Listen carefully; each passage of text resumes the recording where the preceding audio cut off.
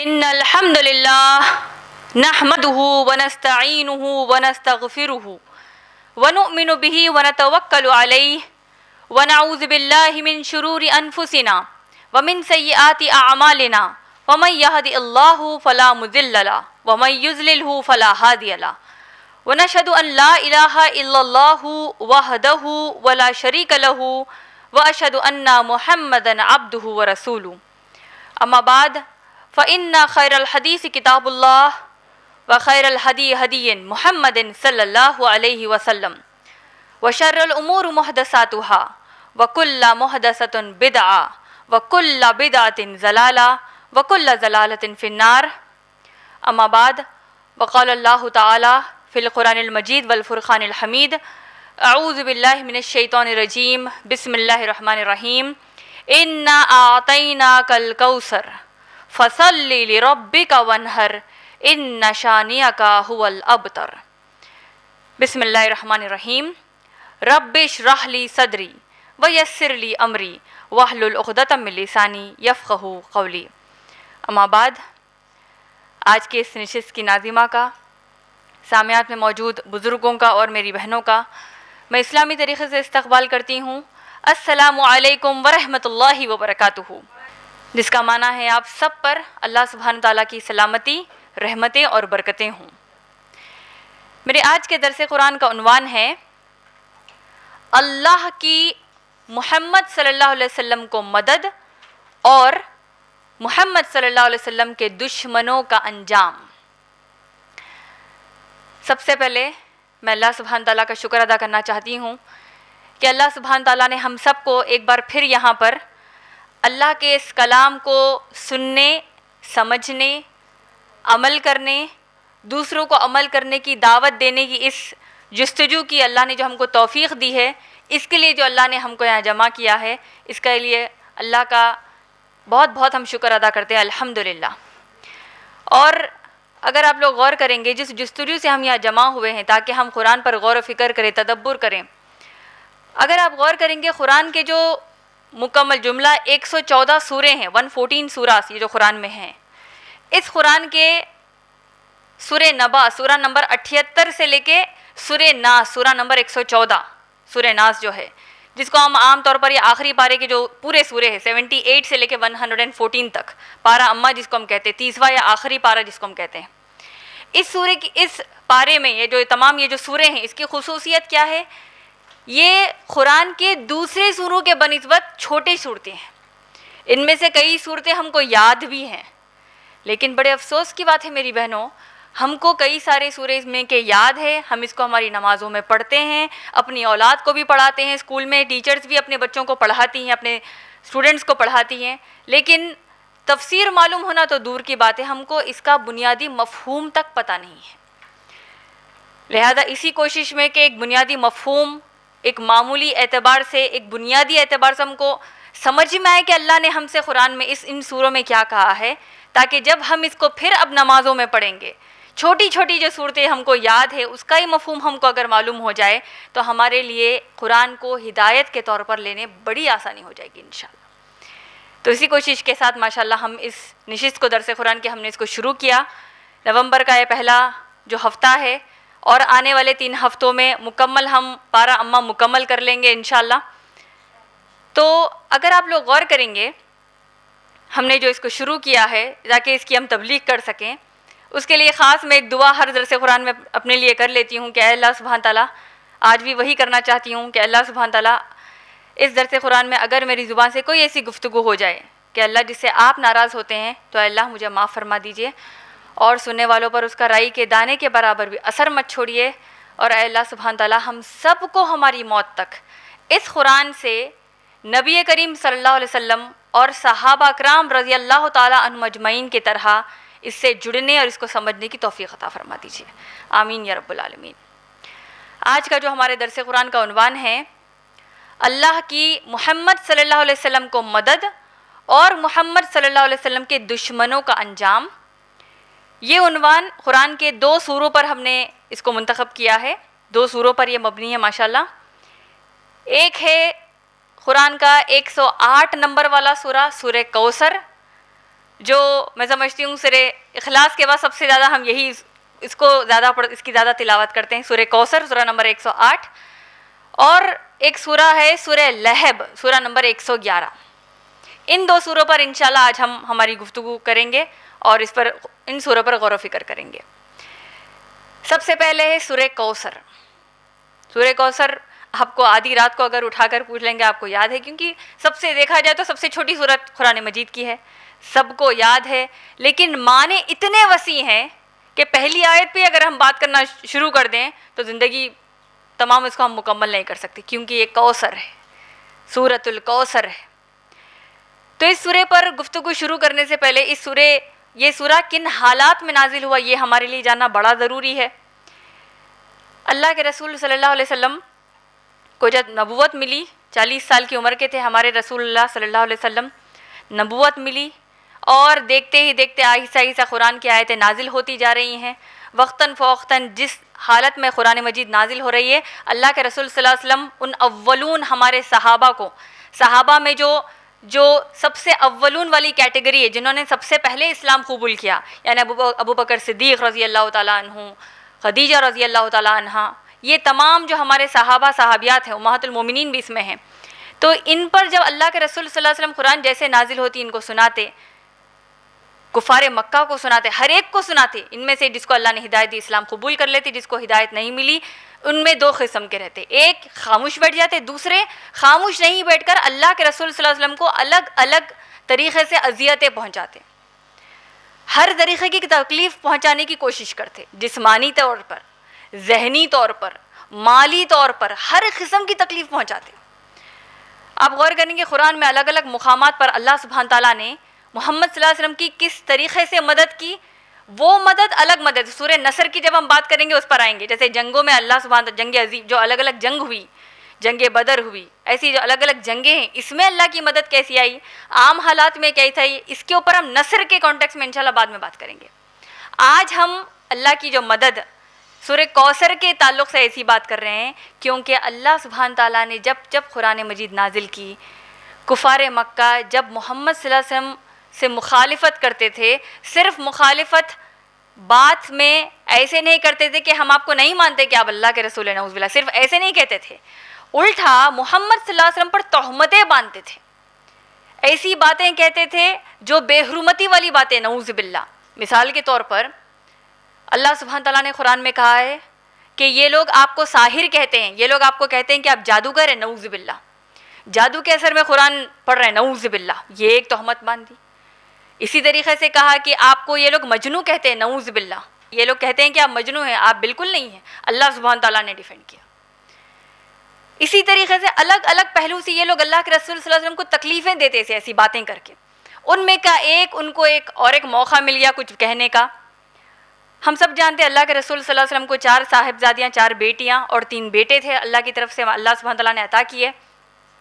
3 جو بیٹے تھے وہ بہت چھوٹی عمر میں ان کا انتقال ہو گیا۔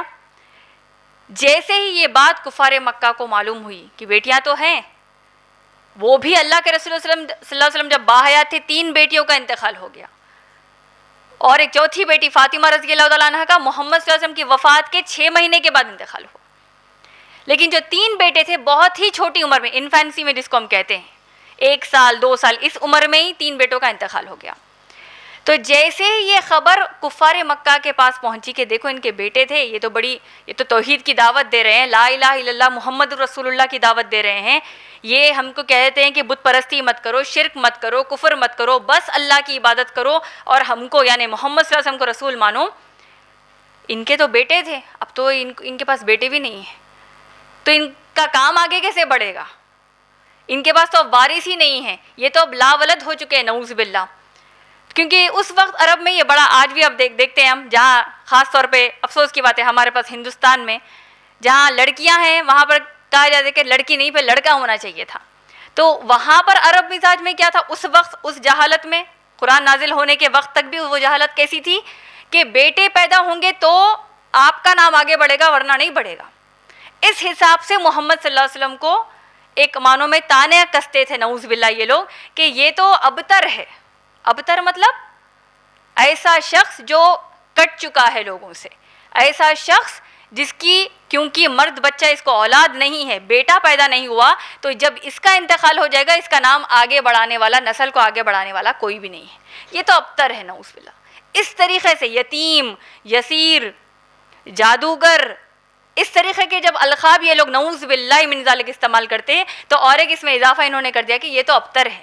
یہ کیا لا الہ الا اللہ محمد رسول اللہ کی بات کر رہے ہیں؟ یہ تو انتقال، جب وفات مل جائے گی تو اس کے بعد آگے ان کے پیغام کو بڑھانے والا کوئی بھی نہیں ہے۔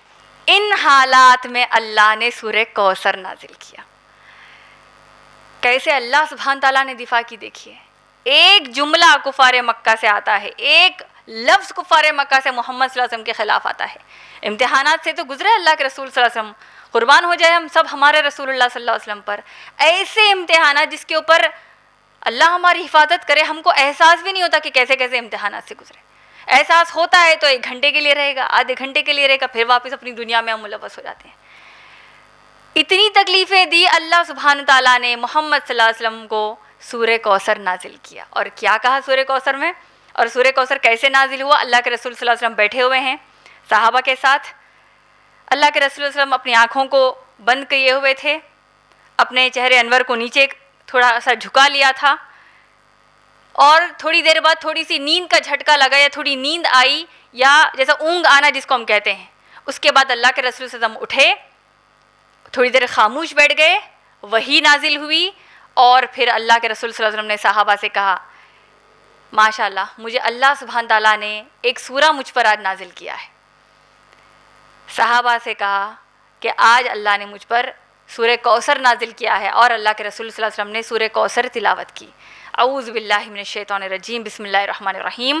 انا اعطیناک الکوثر فصل لربک وانحر ان شانئک ھو الابتر۔ 3 آیتوں کا سورہ، اللہ کے رسول صلی اللہ علیہ وسلم بڑی پیاری مسکراہٹ، سوچئے اس سے پیاری مسکراہٹ کسی کی ہو ہی نہیں سکتی۔ اتنی پیاری مسکراہٹ اللہ کے رسول صلی اللہ علیہ وسلم کی کہ صحابہ بڑے خوش ہوئے کہ اللہ کے رسول صلی اللہ علیہ وسلم کتنا پیارا مسکرا رہے ہیں۔ اللہ کے رسول صلی اللہ علیہ وسلم بات کیا ہے؟ کہا کہ سورہ کوثر نازل ہوا، اور پھر کہا ما تدرون فی الکوثر، کیا آپ جانتے ہو کہ کوثر کیا ہے؟ الکوثر کیا ہے؟ تفسیر ابن کثیر سورہ کوثر میں آیا ہے۔ اللہ کے رسول صلی اللہ علیہ وسلم نے ذکر کیا الکوثر وہ حوض، وہ آب کوثر ہے جو اللہ سبحانہ تعالیٰ مجھے جنت میں اللہ نے عطا کر دیا ہے۔ اللہ نے اس کا وعدہ کر دیا، اللہ نے عطا کر دیا ہے۔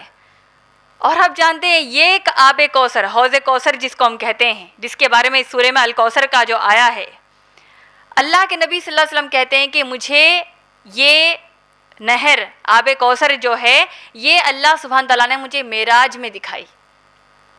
میں ہر چیز جنت کی دیکھ رہا تھا، جبرائیل علیہ السلام کے ساتھ چل رہا تھا، جنت میں دیکھ رہا تھا الگ الگ چیزوں کو، اللہ کے الگ الگ نعمتوں کو میں دیکھ رہا تھا۔ اچانک سے دیکھا کہ بڑی پیاری نہر ہے یہاں پر، بڑی پیاری ندی یہاں پر دکھ رہی ہے۔ پوچھا کہ یہ کیا ہے؟ جبرائیل علیہ السلام نے کہا کہ یہ آب کوثر ہے، الکوثر ہے جو اللہ آپ کو عطا کرنے والے ہیں۔ دیکھیے ہم نے ہو سکتا ہے بچپن سے کتنے بار سنا ہوگا، کئی لوگوں کے پاس ہو سکتا ہے اس کا نظریہ بڑا محدود ہوگا، کیونکہ مکمل علم ہمارے پاس نہیں ہے۔ آب کوثر کے بارے میں اللہ کے نبی صلی اللہ علیہ وسلم نے کیا کہا؟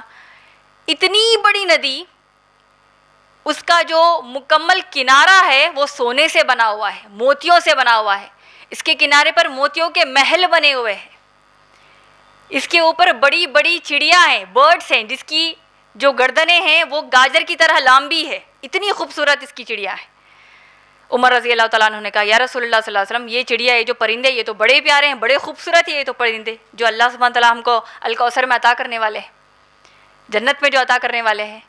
اللہ کے رسول صلی اللہ علیہ وسلم نے کہا ان کو کھانے والے جو جنتی ہوں گے ان سے زیادہ خوبصورت ہوں گے۔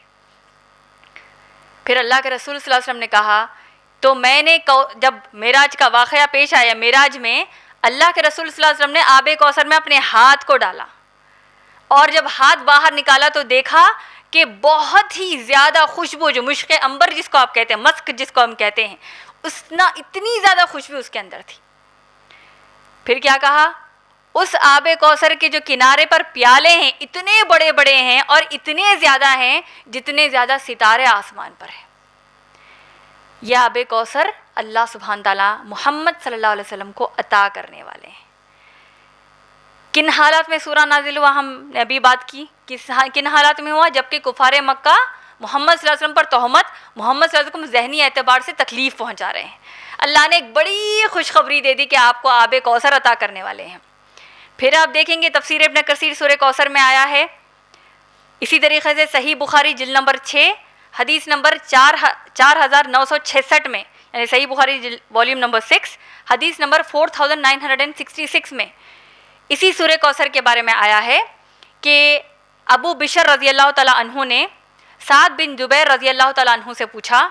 سعد بن جبیر رضی اللہ تعالیٰ عنہ نے ابن عباس رضی اللہ تعالیٰ عنہ کا قول نقل کرتے ہوئے کہا کہ سورہ کوثر میں جو الکوثر ہے وہ تمام خیر کی چیزیں ہیں، وہ تمام نعمتیں ہیں جو اللہ نے محمد صلی اللہ علیہ وسلم کو عطا کی.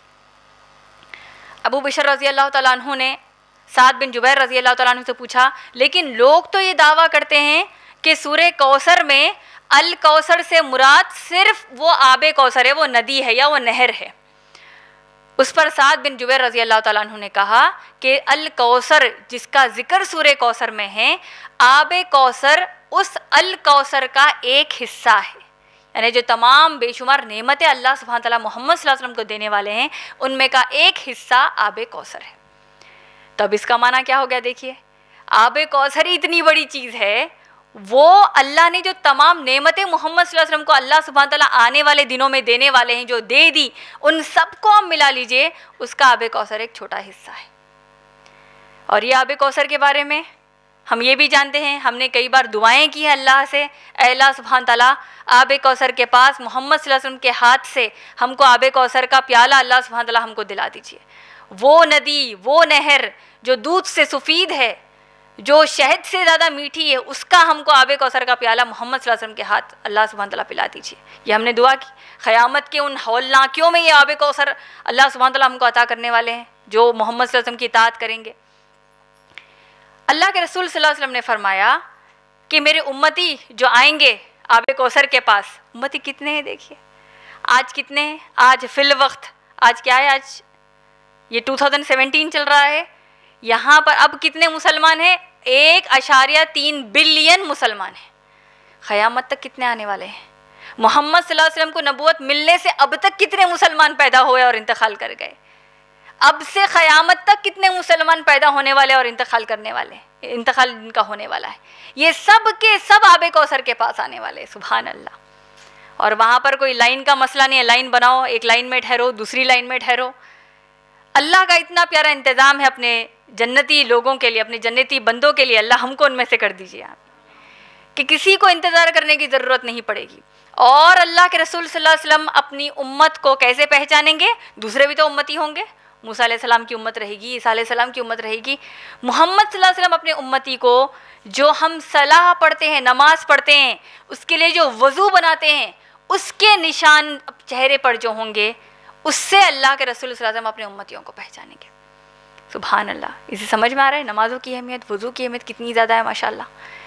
پھر اس کے علاوہ اللہ کے رسول صلی اللہ علیہ وسلم نے ایک اور اہم بات آب کوثر کے واقعے میں بتائی جو ہمارے لیے بڑی نصیحت آموز بات ہے، بہت بڑی نصیحت ہم سب کے لیے ہے.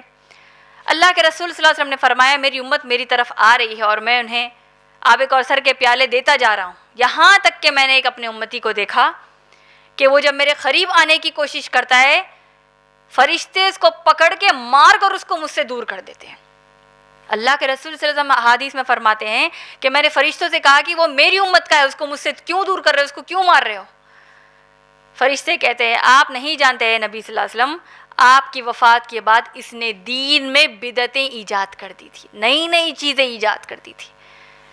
یہ معلوم ہوتے ہی محمد صلی اللہ علیہ وسلم کہیں گے سوخن سوخن اس کو دور کر دوں. سوچئے رحمت للعالمین ہم سے اپنے آپ کو دور کر دیں گے، اللہ ہماری حفاظت کر، ان انسانوں کو دور کر دیں گے جو بدعتوں میں ملوث ہے، جو دین میں نئی نئی باتیں ایجاد کر دیتے ہیں. الگ الگ قسم کی ہم دیکھیے جو نماز ہم پڑھ رہے ہیں اسی میں ہم نے کتنے کی بدعتیں شامل کر دی، الگ الگ عبادات میں ہم نے بدعتیں شامل کر دی. تو بدعتوں سے ہم کو بہت زیادہ دور رہنا ہے، کوسوں دور رہنا ہے، کیونکہ ایک بدعت ہماری ہم کو پر بھاری پڑ سکتی ہے. کیوں؟ کل بدعت ضلالہ، ہر بدعت گمراہی کی طرف لے کر جاتی ہے. وکل ضلالۃ فی النار، اور ہر گمراہی جہنم میں تم کو ڈال دے گی. تو آب کوثر کیسے ملے گا بتائیے؟ اللہ کے رسول صلی اللہ علیہ وسلم کا ساتھ کیسے ملے گا جنت میں؟ تو بدعتوں سے ہم کو بچنا ہے، بہت زیادہ بچنا ہے. یہ ایک پیغام ہم کو پھر سے اس سورے میں ملتا ہے. تو اللہ نے کیا عطا کیا؟ اللہ نے آب کوثر عطا کیا، بے شمار. کوثر، الکوثر جو ہے یہ کثیر سے، کثیر یعنی بہت زیادہ، تو کثیر حسنہ، بے شمار اچھی اچھی چیزیں، بے شمار نعمتیں اللہ نے محمد صلی اللہ علیہ وسلم کو عطا کی. اس پر تھوڑا اب اگر ہم غور کریں، آنے والے دروز میں سورہ نصر پر جب ہم آئیں گے سمجھ میں آئے گا کہ کیا کیا تکالیف سے اللہ کے رسول صلی اللہ علیہ وسلم گزرے، کیسے کیسے اللہ کی مدد آئی. تو اس میں ایک چھوٹا پہلو اگر ہم غور کریں کہ نعمتوں کا پہلو جو ہے وہ اگر ہم غور کر لیں گے، کیا کیا نعمتیں ملی اللہ کے رسول صلی اللہ علیہ وسلم کو، آپ غور کیجئے. اللہ سبحانہ تعالیٰ نے اپنا نبی بنایا، اپنا رسول بنایا صلی اللہ علیہ وسلم. قیامت تک آنے والے انسان محمد صلی اللہ علیہ وسلم کا نام لیتے ہیں. کیسے کہیں گے؟ محمد صلی اللہ علیہ وسلم. قیامت تک آنے والا انسان محمد نہیں کہے گا، محمد صلی اللہ علیہ وسلم کہے گا. 5 وقت کی نماز میں درود ابراہیم ہم پڑھ رہے ہیں، اس میں اللہ کے رسول صلی اللہ علیہ وسلم کا نام ہم لیتے ہیں. اذان دنیا کے ہر کونے میں ہر سیکنڈ جہاں جہاں اذان ہو رہی ہے اللہ کے رسول صلی اللہ علیہ وسلم کا نام لیا جا رہا ہے. کتنی بڑی نعمت ہے. یہاں تک کہ آج کے فتنوں کے دور میں بھی کئی سارے غیر مسلم دانشور ایسے موجود ہیں جو کہتے ہیں، غیر مسلم، نان مسلم اورینٹلسٹ، جو اسلام کے خلاف بولنے والے لوگ ہیں، وہ خود بول دیتے ہیں کہ محمد صلی اللہ علیہ وسلم سے بہتر دنیا میں کوئی نہیں ہے. اتنی جب اللہ نے نعمتیں عطا کی، اتنی بڑی جنت اللہ سبحانہ تعالیٰ نے دینے کا وعدہ کیا. سب سے پہلے جنت میں داخل ہونے والے محمد صلی اللہ علیہ وسلم، سب سے پہلے شخص جس کی امت کا حساب کتاب شروع کیا جائے گا محمد صلی اللہ علیہ وسلم. ہر شفاعت کا موقع کون سے نبی کو مل رہا ہے؟ محمد صلی اللہ علیہ وسلم.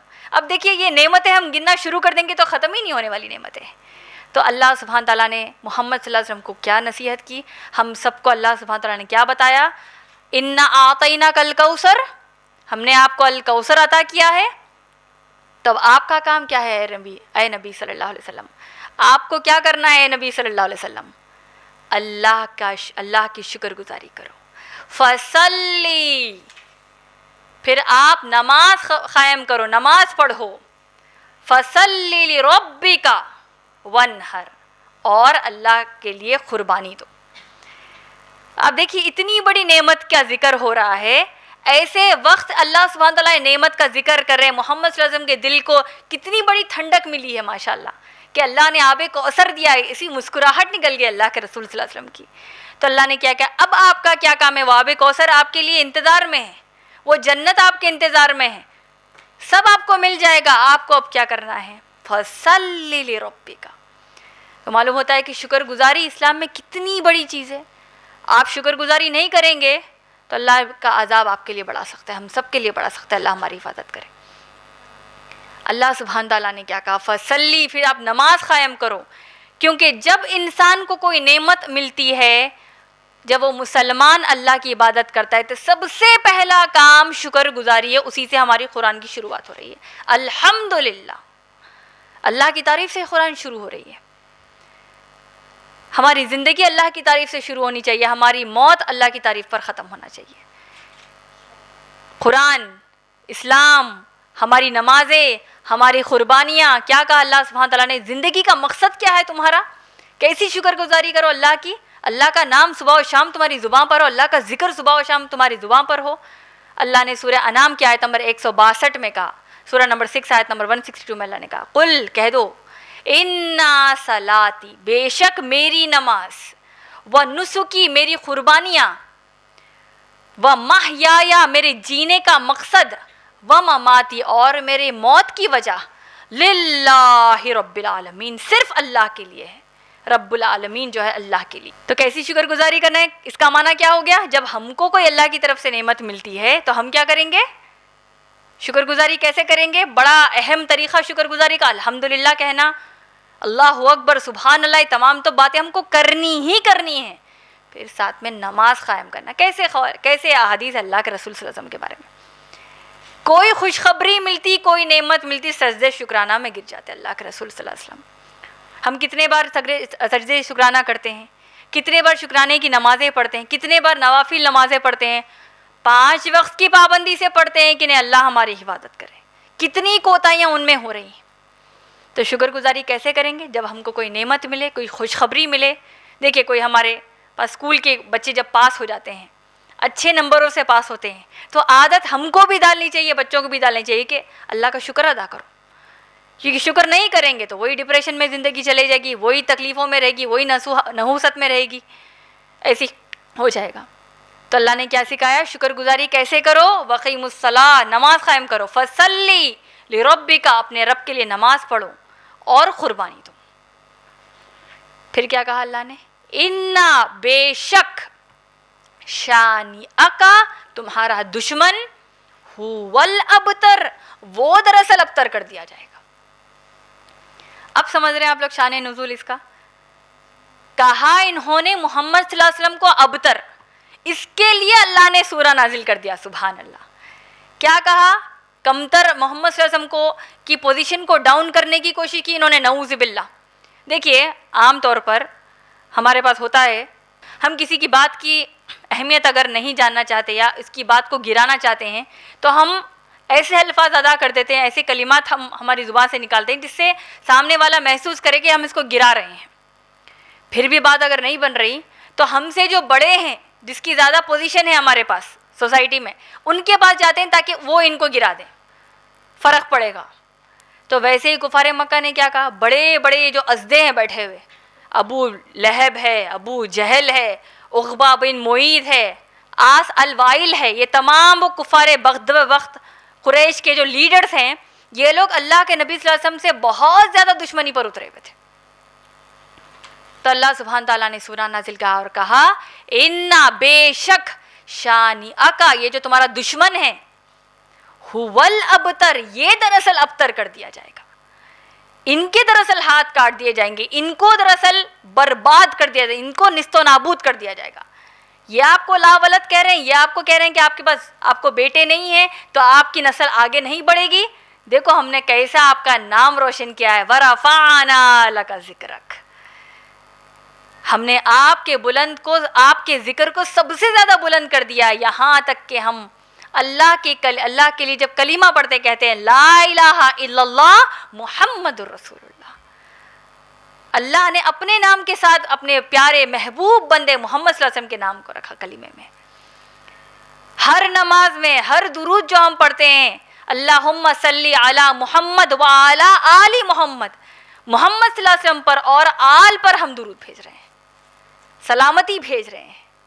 کتنا دیکھیے، ایک تو بلند، اتنا زیادہ اللہ نے ذکر کر دیا نبی کریم صلی اللہ علیہ وسلم کا.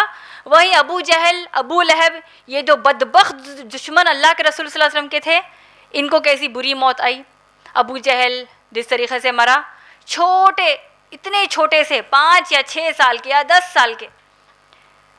الافرا رضی اللہ تعالیٰ عنہ، افرا رضی اللہ تعالیٰ عنہ کے 2 اتنے چھوٹے چھوٹے بیٹے گئے، ابو جہل کا گلا مار دیا، اس کا قتل کر دیا. تو بڑی تکلیف میں آ گیا مرتے وقت کہ کاش کوئی ہٹا کھٹا بڑا لیڈر مجھے مارتا اور میں مر جاتا، سکون کی موت مرتا.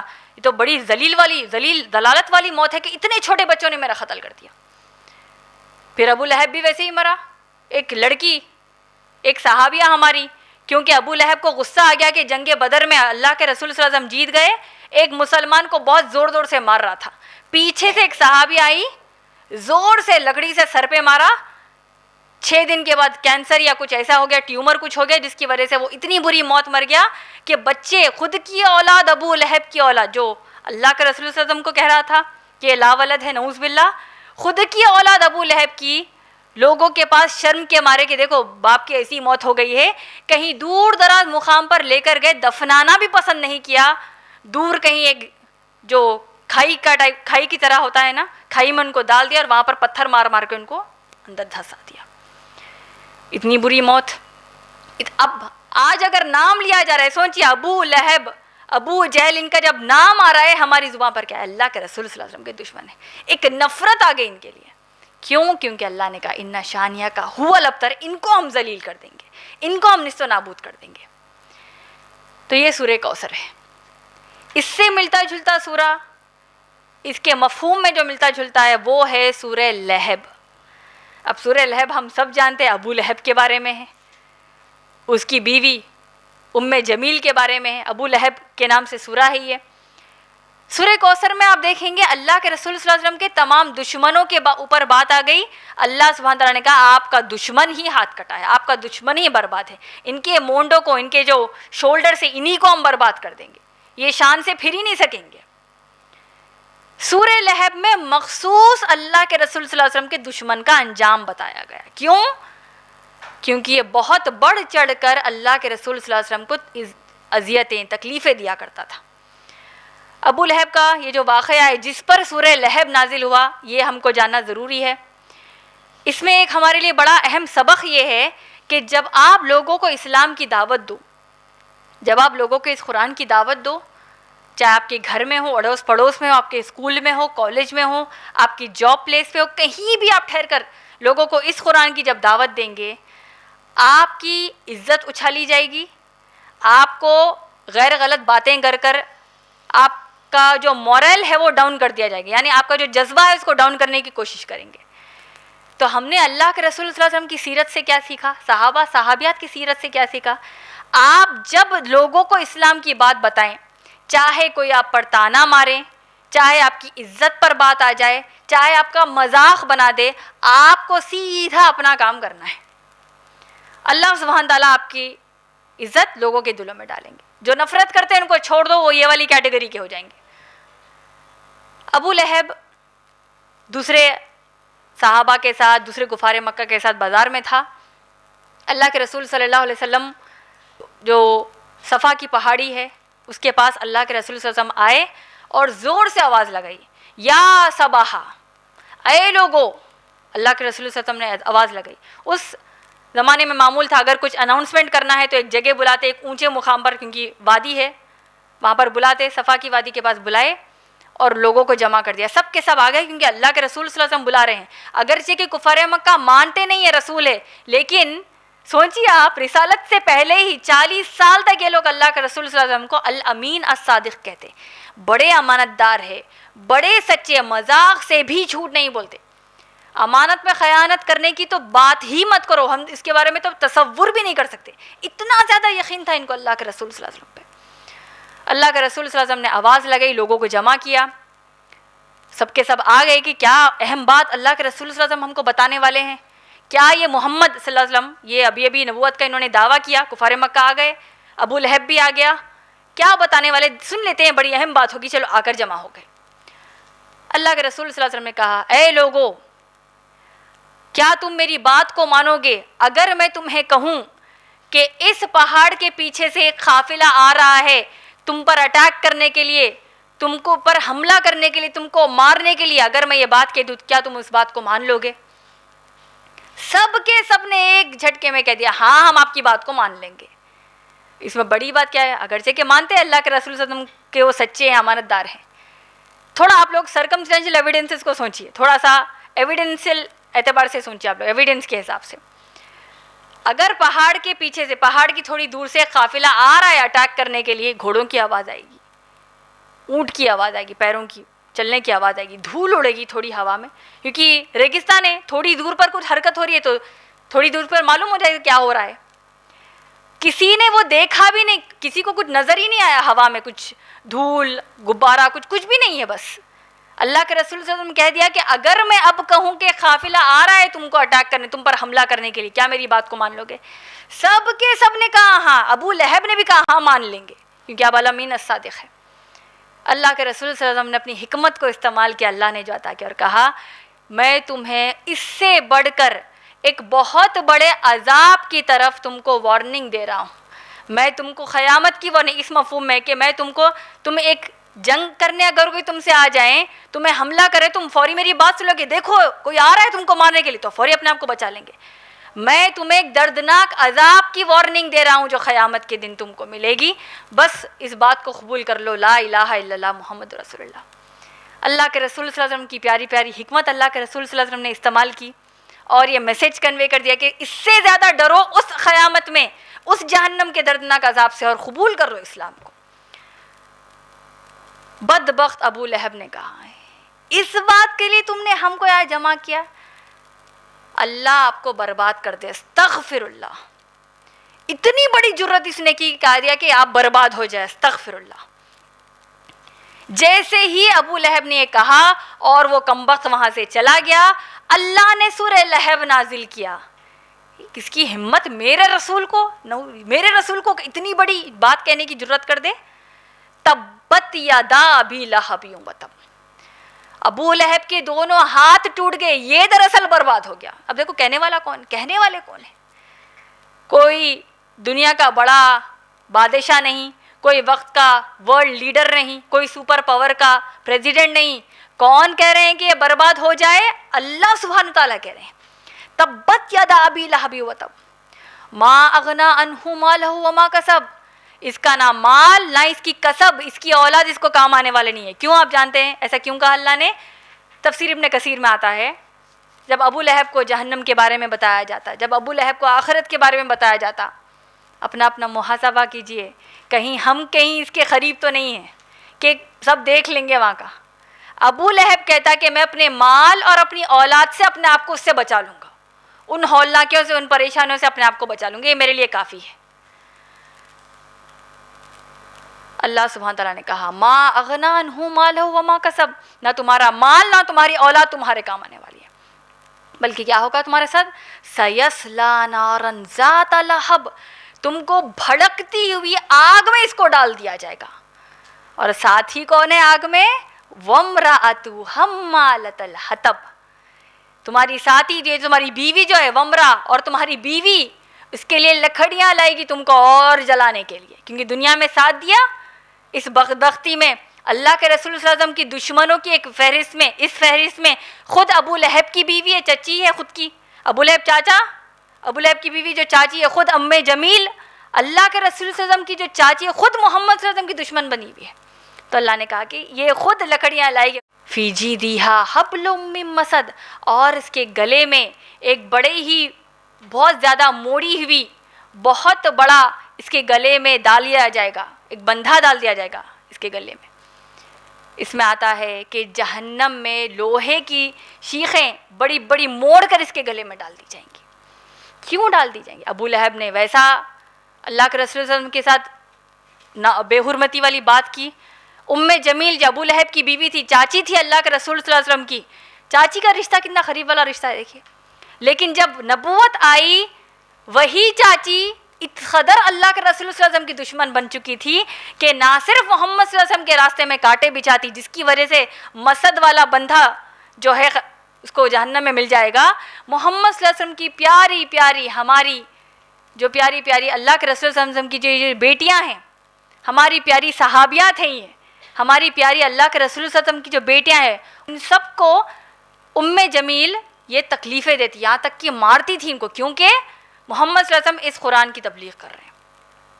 اللہ کے رسول صلی اللہ علیہ وسلم کو بہت تکلیف ہوئی. ایک بار دیکھا گھر کو پہنچے، فاطمہ رضی اللہ تعالیٰ عنہ کے چہرے سے خون نکل رہا ہے، دوسری بیٹی کے گال سے خون نکل رہا ہے، بڑی تکلیف میں آگے کہ خون تک نکل رہا ہے، اتنا مار دیا ہماری چاچی نے. گئے چاچی کے پاس بچوں کو لے کے اپنے، کہا اے میری چاچی جان، آپ کی دشمنی تو مجھ سے ہے، آپ مجھے تکلیف دے رہی ہیں، میں نے کچھ نہیں کہا، میری اولاد کو آپ کیوں مار رہی ہیں؟ کیا کہا اس کمبخت ابو لہب کی بیوی نے، ام جمیل نے کیا کہا؟ اے محمد صلی اللہ علیہ وسلم، میرا مقصد آپ کو، آپ کی اولاد دونوں کو برباد کرنا ہے، استغفر اللہ. یہ گھمنڈ میں تھی، یہ پاور میں تھی، اللہ نے نیست و نابود کر دیا. تو ان دو سوروں سے ہم کو نصیحت کیا ملتی ہے؟